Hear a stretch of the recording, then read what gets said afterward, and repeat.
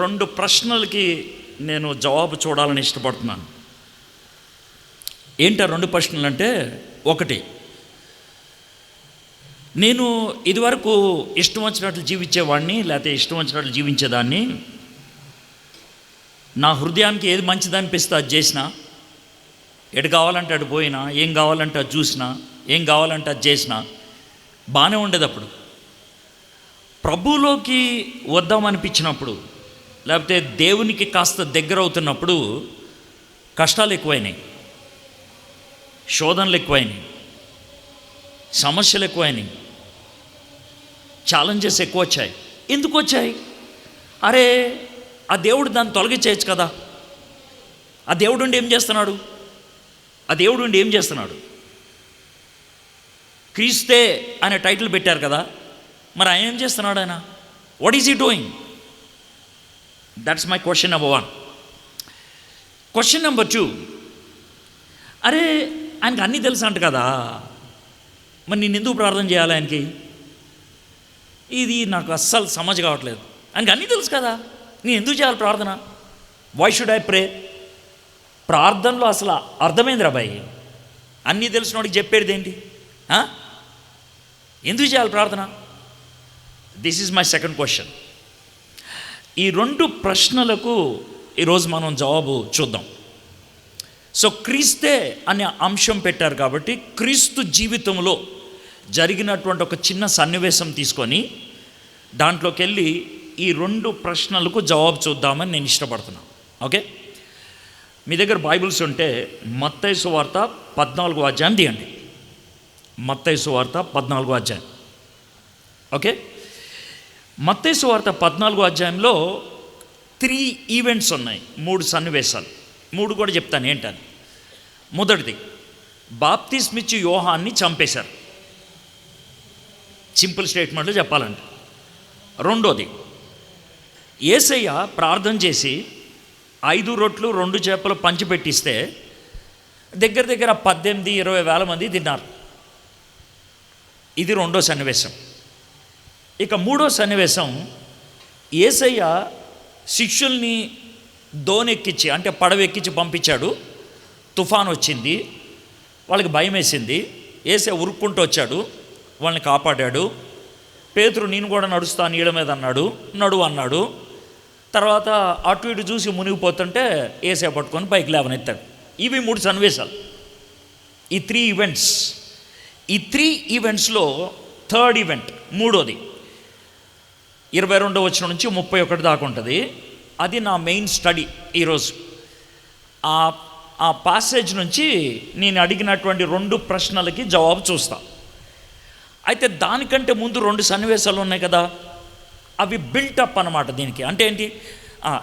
ఈ సన్నివేశం జరగక ముందు జరిగిన 2 విషయాలు అవి. ఈ 2 విషయాల్లోంచి అది వచ్చింది. కాబట్టి ఆ 2 విషయాలు ఏంటో కొంచెం మనం తెలుసుకోవడానికి ప్రయత్నం చేద్దాం.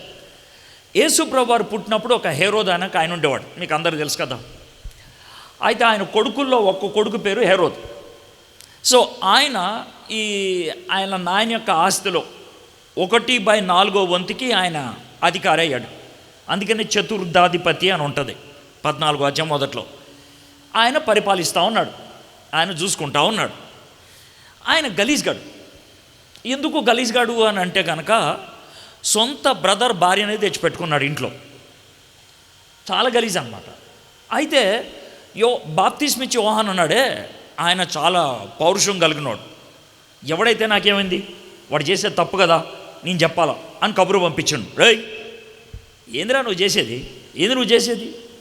నువ్వు వేరే వాడిని భార్యను తెచ్చుకొని పెట్టుకోవడం అది వ్యభిచారం కదా రా బాయ్, ధమాకు ఉందా లేదు నీకు అని కబురు పంపించాడు. పంపిస్తే ఆయనకి కోపం వచ్చిందో లేదో మనకు తెలియదు, కానీ ఆయన ఉంచుకున్న ఆమెకు మాత్రం మస్తు కోపం వచ్చింది. ఆయన ఏమన్నదంటే, ఏయ్ అని లేపేయి అన్నది.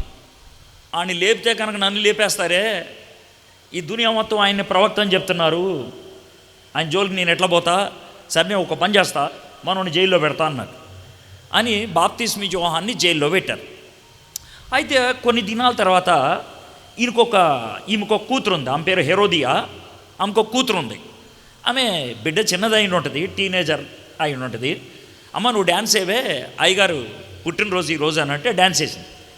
ఇక మనోడు మస్తు హుషారైపోయి జర గ్రేప్ జ్యూస్ ఎక్కువ దాగుండి ఉంటాడు. ఖతర్నాక్ డ్యాన్స్ వేసినావు, నీకేం కావాలో కోరుకో అన్నాడు.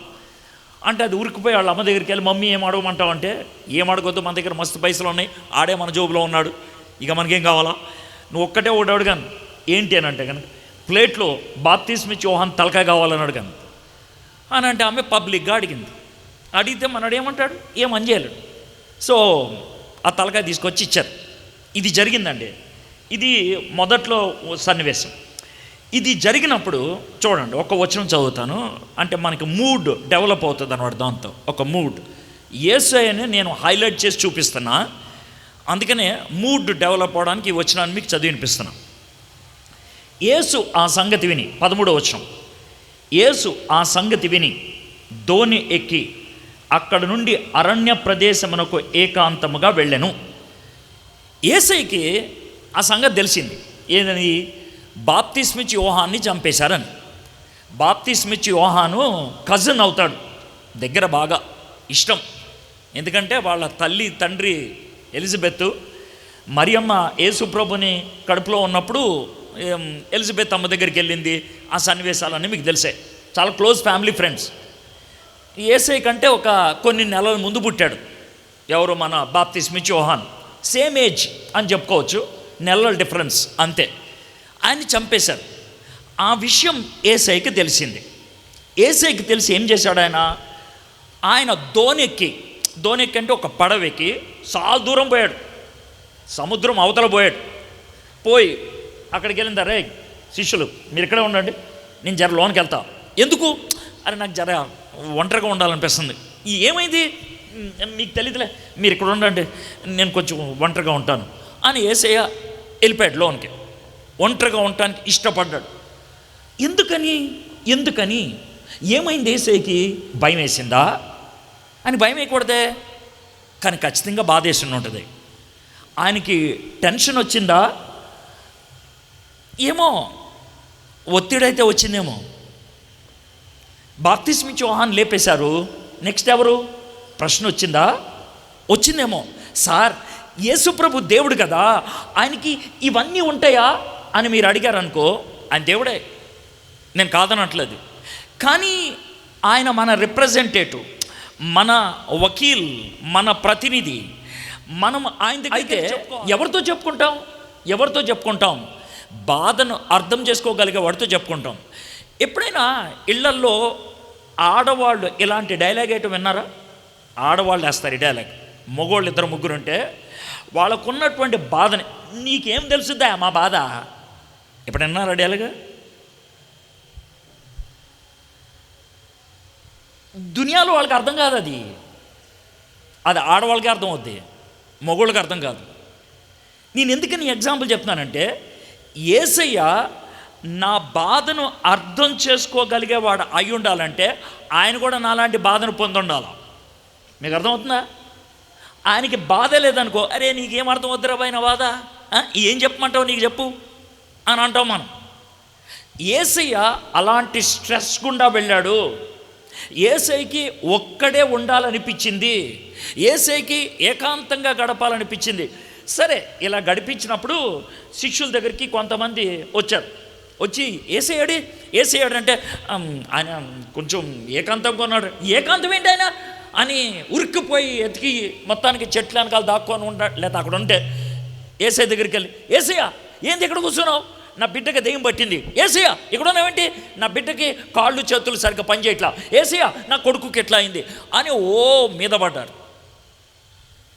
అయితే ఆ టైంలో బా ధమాక్ అందలేదా, ఒక్కడనే కొద్దిసేపు కూడా ఉన్నా పనే ఆయన ఏం అరవలేదు. ఆయన అట్లా అరవలా. వెంటనే వాళ్ళని కూర్చోబెట్టి వాళ్ళకి స్వస్థత కావాల్సిన వాళ్ళకి స్వస్థత ఇచ్చి రోజు మొత్తం వాక్యం చెప్తానే పోయాడు. సాయంత్రం అయిపోయింది, 5 గంటలు అయింది. ఆయన ఎక్కడైతే వాక్యం బోధించాడో ఆ ఏరియాకి చెందిన ఆయన పేరు ఫిలిప్. శిష్యుల్లో ఒక ఆయన పేరు ఫిలిప్.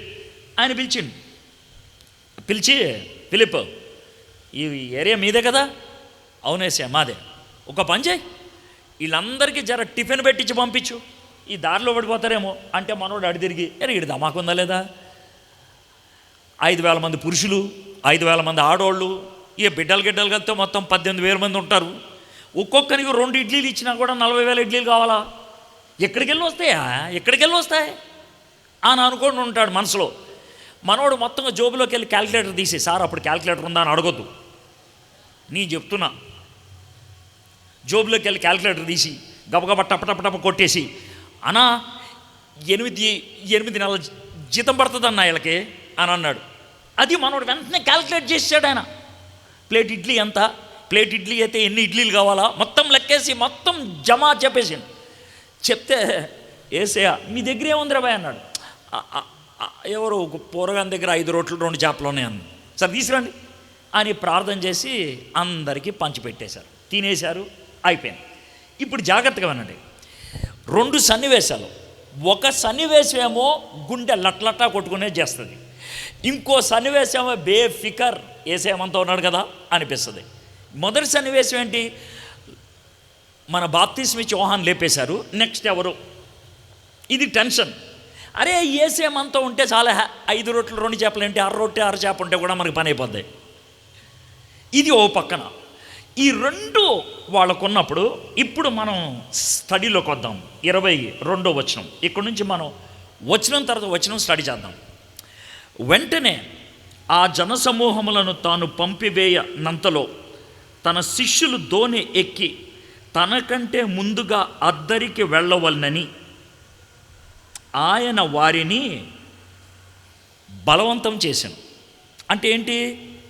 వాళ్ళు వెళ్ళడానికి ఇష్టపడుతున్నారా? చెప్పండి నాకు. వెళ్ళడానికి ఇష్టపడతలా. ఎందుకని వెళ్ళడానికి ఇష్టపడతలా? ఒక పక్కనేమో భయం ఉండే, మన బాప్తిస్మ ఇచ్చి యోహాను తర్వాత నేనేమో అని. ఇంకో పక్కనేమో ఏసే మన పక్కన ఉంటే కనుక బేఫికర్ అనేటువంటి ఆనందం కూడా ఉండే. సో కాబట్టి ఏసేను వదిలిపెట్టి మేము పోం, ఏసయ్య మేము వెళ్ళాం, అయినా మమ్మల్ని ఎందుకు పంపిస్తున్నావు? అట్లా కాదురా బాయ్, మీరు పోతే కనుక జర మూలలో కలిగి వచ్చి నేను ప్రార్థన చేసుకోవాలి. ఏసే నువ్వు పో, ఇప్పుడు ఈసారి ఎవరిని రానివ్వం, ఇక్కడే ఉంటాం మేము. కుదరదురా బాయ్, మీరు బోండి, నేను ఇక్కడ జరసేపు ఉంటాను, మీరు పోండి ప్లీజ్ అని అన్నాడు. అయితే మనకి ఈ స్టోరీ తెలుసు కదా, ఈ సన్నివేశం తెలుసు కదా, అందుకే చెప్తున్నా. వీళ్ళు దోణికి జర దూరం పోయిన తర్వాత పెద్ద తుఫాను వచ్చిందా లేదా? ఇప్పుడు నాకు వచ్చిన క్వశ్చన్ ఏంటంటే, యేసయ్యకి తుఫాను వస్తుందని తెలుసా లేదా? తెలుసు. మరి యేసయ్యకి తుఫాను వస్తుందని తెలిసి మరి ధమాకుందా లేదా? ఆయన పడవెక్కి పంపించాడు ఈయన. అంటే తుఫాన్లోకి పంపించింది ఎవరు చెప్పండి నాకు? యేసయ్యే. తుఫాన్లోకి పంపించింది ఎవరు? యేసయ్యే. యేసయ్య తుఫాన్లోకి ఎందుకు పంపించాడు? దాంతో మనకు ఒక్క విషయం అర్థం కావాలి. మన జీవితంలో వచ్చేటువంటి తుఫాన్ల వెనకాల ఎవరు కారణం? యేసయ్యే. యేసే, క్రీస్తే. అదే కదా టైటిల్, క్రీస్తే. మన జీవితంలో వచ్చే ప్రతి తుఫాను వెనకాల కారణం ఆయనే, సాతానుడు కాదు. సాతానుడు మన జీవితంలో తుఫాన్ల కారణమైతే క్రీస్తే అనేది పనిచేయదు. ఆయన సర్వశక్తిమంతుడు కాదు, ఆయన సార్వభౌముడు కాదు.